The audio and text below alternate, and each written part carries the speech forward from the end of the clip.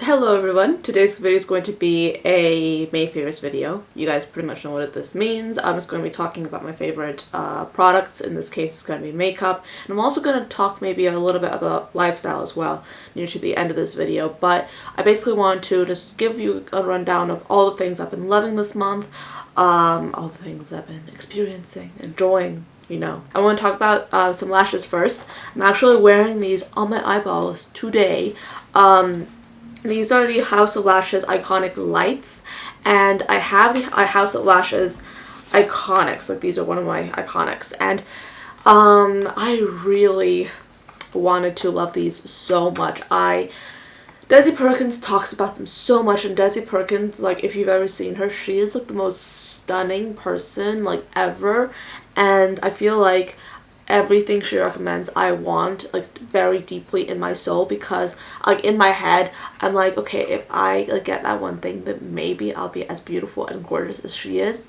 But really that's not true. But when these lashes, like when she started talking about them like ages ago, I was like, oh yeah, I'm interested in getting them. So I got them, and they don't look as good as me as they do on her, because my eye shape is different. I find that like with her, she has a lot more lid space, and I feel like her eyes are bigger or something, because whenever she wears House of Lashes Iconics, they always look good on her. Whereas on me, I try to wear them, but I feel like whenever I do, they weigh my eye down tremendously, and it's like whenever I have a makeup look, I like the makeup. When I put the lashes on, I'm like, not so much. And for a while I actually was like trying to force myself to like them, which I know is ridiculous. But when the Iconic Lights came out, I was like, maybe I'll try these out, because the difference between these two is it's the same overall lash style, but the Iconic Lights are a lot lighter. The lash band is a lot skinnier. For me, they're a lot easier to apply, and in general, you don't have as much volume in it, which means you can actually see the eyeshadow. It's not as heavy. I'm wearing them today. You can see that they're still very dramatic, but if I was wearing the House of Lashes Iconic Originals, it would be a lot heavier.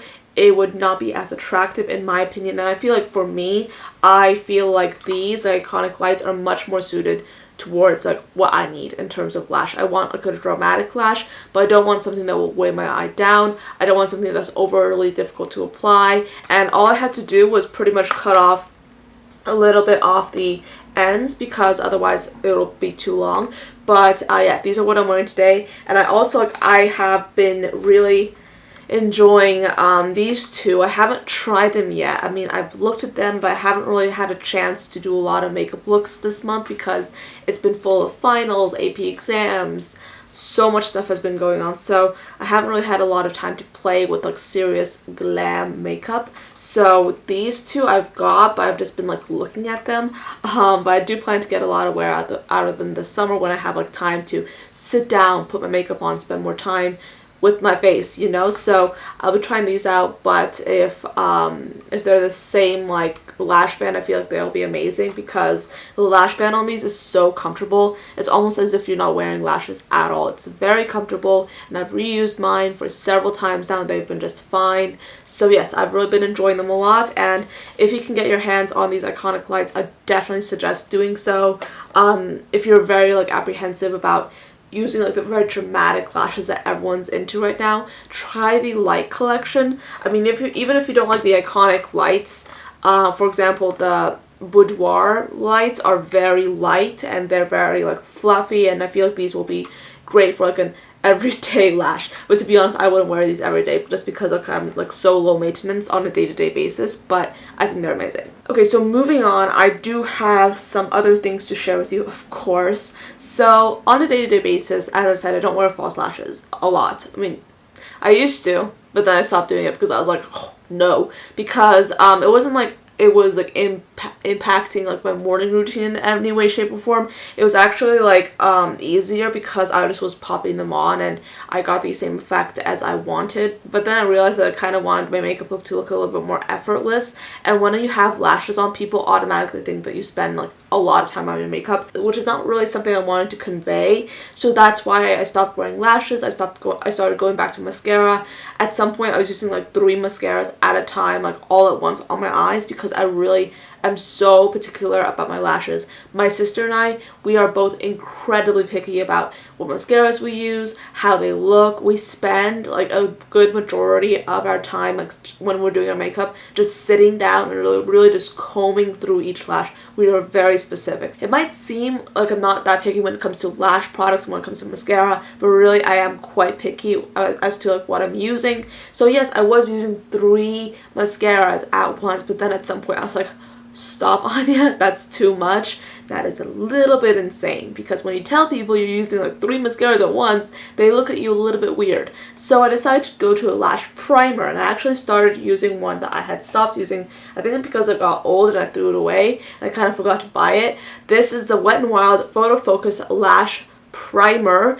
This is like, it's everything to me, because I like it because it gives you length, it gives you volume, but it doesn't give you that like overly clumpy effect that happens when you apply too many mascaras, or when you like are not careful about applying many layers of mascaras. Because if I take like a normal mascara, such as, I don't know, this one, or let me see, if I take like this one and I apply these together and I'm not careful about how many layers I put on or how many coats I get, I want to achieve a very volumized, very lengthened look, but if I'm not too careful, when I apply too many mascaras and too many coats, then it will look very clumpy, it will look very unattractive, and that's not what I want. So it was very difficult for me to strike that balance between having a very bold lash and not having any clumpiness or any spideriness or anything like that. So when I started using this again, I was really surprised, very pleasantly surprised at how easy it was to achieve that look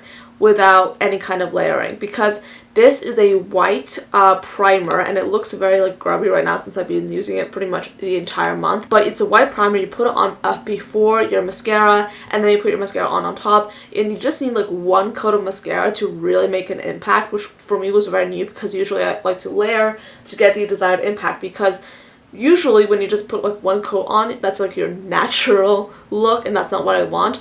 I want like a very dramatic, very fanned out lash. So putting this, like putting several coats of this and then putting like my mascara on top of that was ideal for me, because I was able to achieve that super fanned out, super voluminous look without too much clumpiness, and it didn't look bad. It just looked like I had naturally thick, luscious lashes. So that's my favorite mascara primer. And then the favorite mascara that I have been using on and off, not every day since this is a waterproof mascara, but I've been using this Revlon Lash Potion by Grow Luscious mascara. I actually prefer the waterproof formula rather than the non-waterproof, because non-waterproof is kind of, I don't really like it, because it kind of runs on me and it's just not the best. So the waterproof one is definitely the one you want to get. So with waterproof mascaras in general, I'd highly recommend you not to wear them every single day, because if you do, your lashes can break. Waterproof mascaras are meant to be waterproof. So if you're not just jumping into like a pool of water every single day, I mean, if you do, then fine, but if you're not doing that every single day, then why do you need a waterproof mascara? So that's why when I wear waterproof mascaras, it's always for like 2 main things, or no, actually no, 3.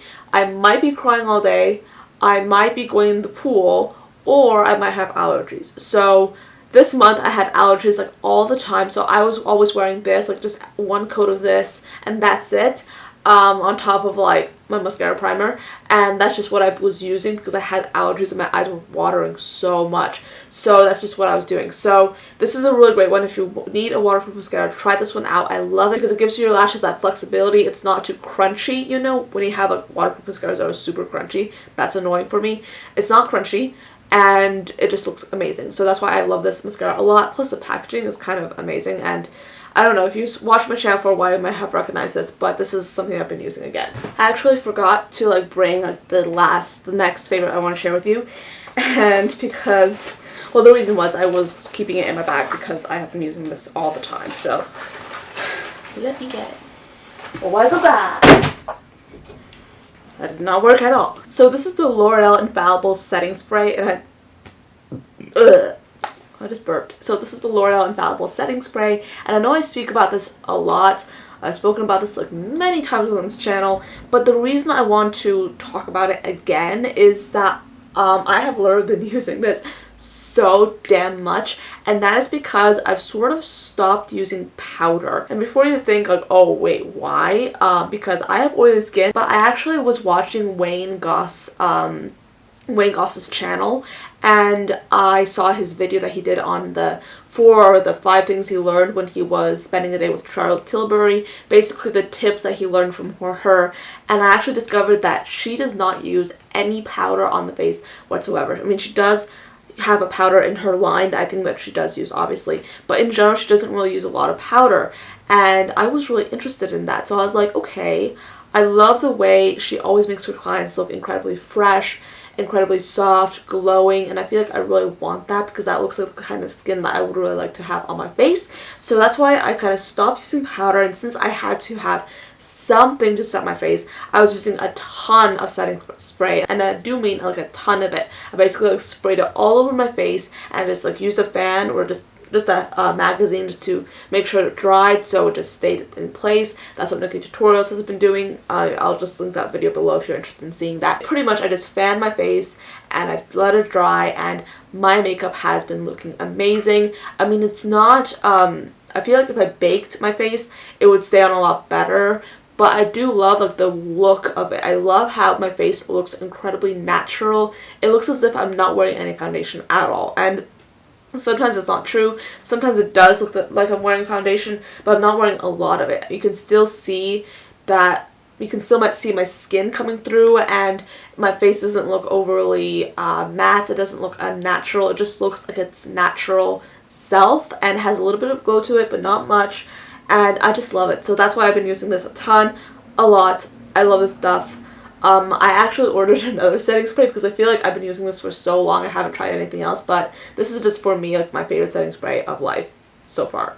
And I've tried like, I don't know, a few, not a lot, but I don't know, I just like this a lot. And then next I want to share with you 2 other drugstore things, and the only reason I'm talking about this is because I've heard a lot of people talk about the, what's it called? I forgot the name. Oh yes. Okay, I know what I'm talking about. These are very similar to the Touch and Sol pigments. They have 2 products on each end, and the Touch and Sol pigments, I believe one side is the pigment and then the other side is like the glitter or something like that. But these are very similar in that sense because one side is like this liquidy eyeshadow and the other side is like these glitters. So these are pretty much a fraction of the price out of like the Touch and Sol pigments. They're very inexpensive. And I love them so much because like they're amazing. I haven't really been wearing them these months a lot. I just wanted to mention them because they're amazing for the summer because they stay on the lids very well. They're pretty much waterproof. The glitter is really great because it's not a loose glitter. It's not very hard to use. It's very easy because it's a liquid based formula, so it goes on very easily and it comes off relatively easily. I mean, it is a glitter, so it does give you a little bit of trouble, but it is a lot more manageable than the typical loose glitter that everyone uses a lot. But these are very amazing products, and no one really talks about them that much, and I feel like I wanted to mention them because they are really so good, and I feel like everyone is just jumping on the Touch and Sol bandwagon when they do have very similar dupes at the drugstore, which are very inexpensive. So these are really great. These are not the nail art, these are the eye art ones, so don't go putting nail polish on your face because they actually have very similar products that are pretty much the same thing except that they're nail polishes, which is again really cool. But these are the eyeshadow edition, so I really do like these a lot. Next up, I have 2 lip products from Jouer Cosmetics that I really want to share with you. These are the well, 2 different products. One is the lip cream, and this one is in the shade Crème Brulee. This, like the name suggests, is very much a lip cream. It goes on very nicely. It's very lightweight. It's very lightweight on the lips. It's very beautiful. It's a nude color. I love it so much. I feel like it will look amazing for the summer. But essentially, this is a liquid lipstick, but it doesn't feel like one. It is very lightweight. It goes on very smoothly. It's very much like a lipstick, except it has a very prolonged staying power, which I think makes it a liquid lipstick, and it just feels so comfortable. It's very amazing. I love it so much. And then the other one that I have to share with you, the other Jouer lip product, is actually a lip topper. This is called the lip topper in the shade Skinny Dip, and this is what it looks like. It's essentially like a liquid gold in a bottle, and essentially what you do with this is that you're supposed to top your lipstick or liquid lipstick with this product. It's very much like a gloss, but it's not really because it has like a lot of these gold reflect in it. I would call this a glitter almost, but they're so finely milled that it does not even look like you're wearing like any kind of gold pigment on your lips whatsoever. But they do reflect the light in like this beautiful way. They make your lips look slightly larger because of that. I've been wearing this whenever I want like a little bit of an extra look to my lips. And I actually used this on my sister at the beginning of this month when I did her makeup. We used this on her lips and it looked fantastic. So since this last month was so stressful when it came to academics and I was like really frazzled and I just did not want to spend a lot of time doing my makeup in the morning, I wanted something that was very low maintenance, very easy, and I was really happy when I found these. These are the Colourpop Ultra Blotted lips, and I have 3 of them. I have the shade Sucker, which is like this beautiful corally colors, very quite beautiful, really very quite beautiful. But anyways, the coral, and then I also have this limited edition Alexis Ren one. This is in the shade Deja Vu. And then I also have this last one, which is called a Drip. This is essentially a dusty rose. It's very much of a typical cool tone nude color. Colourpop has like this thing about really blurring the lines when it comes to makeup categories. You will rarely see them produce anything that's very typical or looks very similar to another brand. For a long time they didn't produce any kind of powder products whatsoever. They actually started out with like Super Shock shadows, which are essentially like these kind of powder, well not really powder, something in between a powder and a cream shadow that looks amazing, that goes on beautifully, that stays on for a long time, and this is pretty much a mousse. Like this is not necessarily a cream or powder, it's a mousse product. But when these came out, no one else had really done that. So that's just one example of the many things that they've done. They have like all these different products, which you will check out if you go on the website. But I actually was really pleasantly surprised when they came out with these Ultra Blotted lips, and I was really interested in these because I know that Colourpop is a great brand. I love most of their stuff. There are very few things from Colourpop that I do not end up using. And so yeah, when I got these, I was really pleasantly surprised because they are not a lip stain and it's not a lipstick, you know? They're like this. I mean, it's just a small packaging. And when you open it, you'll think like, oh yeah, this is like a tinted lip balm or like a lipstick because it's like a tube. When you put it on your skin, you actually realize that this is not a traditional lipstick because it's not as pigmented and it actually stays on for a long time. So you could call it a stain, but again, it comes in a lipstick tube, so you can't necessarily call it a stain because it's a tube of lipstick, you know, but it's a stained product. It's pretty much what you'll get if you put on a very bold lipstick and you blot it off. That is the effect that they're going for, which I think is like amazing because I have been doing that for ages, and it's just great to have like a product that will do that within like 2 seconds and will save you a lot of time and energy. My favorite shade is actually this one, which is called Sucker, and it's just essentially a lipstick that is my lips but better, and it looks like that. I believe this one is, what's it called? Yeah, this one is Drip, like right there, that's Drip, and then that's Sucker. And then this one from Alexis Ren is actually one that I really like as well. This is a little bit more of a darker one in terms of like comparing it. And actually this one is a little bit more creamy than the other ones. This one is the Alexis Ren one. So this is Sucker, this is Drip, and then this is the Alexis Ren one, which is called Deja Vu. These were pretty much my uniform for the entire month when I was worrying about like exams, SATs, finals, AP exams. I just was wearing these all the time and it was so easy. My makeup pretty much took like 5 minutes. Very easy to wear, very easy to use, very easy to just live my life with, and I just was really enjoying these products a lot. So yeah, that is it for my makeup favorites, and I kind of want to talk about TV shows. 2 TV shows really stood out to me like the last month, and number 1 was Sense8, but then they canceled it. Thank you so much, Netflix. They canceled the most amazing show that they've ever done. I think it was beautiful, but it's so really expensive because Sense8 is basically about all these like 7 or 8, I can't even remember. See, this is why Netflix is awful, because I have had to like just block this show from my memory because I was so upset about it being cancelled. They have 2 seasons. They have 2 seasons. They have 2 seasons on Netflix, which I love, and they canceled it. But basically, it's a group of people who live like all over the world, and they're connected telepathically, and it's just so beautiful. Such a great show. Really just brings like different cultures, different backgrounds together, which is beautiful. And yeah, I mean, they ended season 2 on such a cliffhanger that they absolutely had to have a season 3, but then they canceled the show, which I do understand because it's a very expensive show. They pretty much film all over the entire world, and obviously the budget was pretty much enough to wince out, but the show itself was so gosh darn beautiful, and they canceled it, so I'm mad.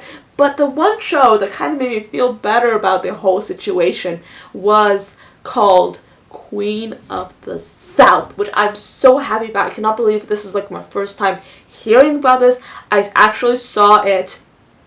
I saw the trailer for it a week ago, and then I actually saw the show 3 days ago. Wait, no, 4 days ago. I know, it's ridiculous, but I actually marathon watched the whole thing in like a day and a half, and I am obsessed. I love that show. It is filmed in Dallas, so it's set in Dallas, so I kind of feel like I have like a connection to it because I recognize like pretty much everything they film.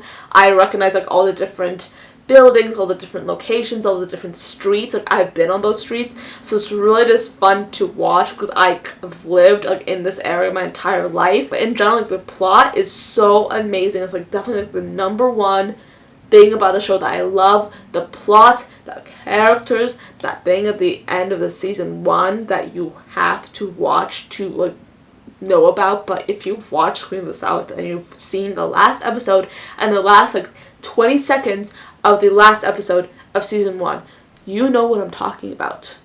What an asshole. But yeah, in general, I cannot wait for season 2. It is coming out very soon, and I'm actually very thankful that I actually heard about this show so late, because I would not be able to survive waiting a year for the next season. So I'm very glad I heard it about the show just like when they were promoting the second season, so I was able to watch the first season, and now I'm just like waiting here. I'm like waiting for this next season because I cannot wait. So yeah, I'm very excited about this show. As you can very well tell, it is really an amazing show. You should definitely check it out. Sense8 and Queen of the South, really amazing shows. Beautiful. I can't. I really can't. So that's pretty much the end of this video. Yeah, it's kind of random, you know. I mean, okay, now I feel like I have to go watch Queen of the South again because I love that show so much.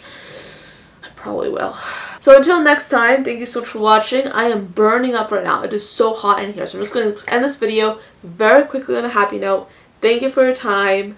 Check out my channel if you want to see more of my face, you know. I don't know if you want to, but please do. And I'll see you guys in my next video. Bye, guys.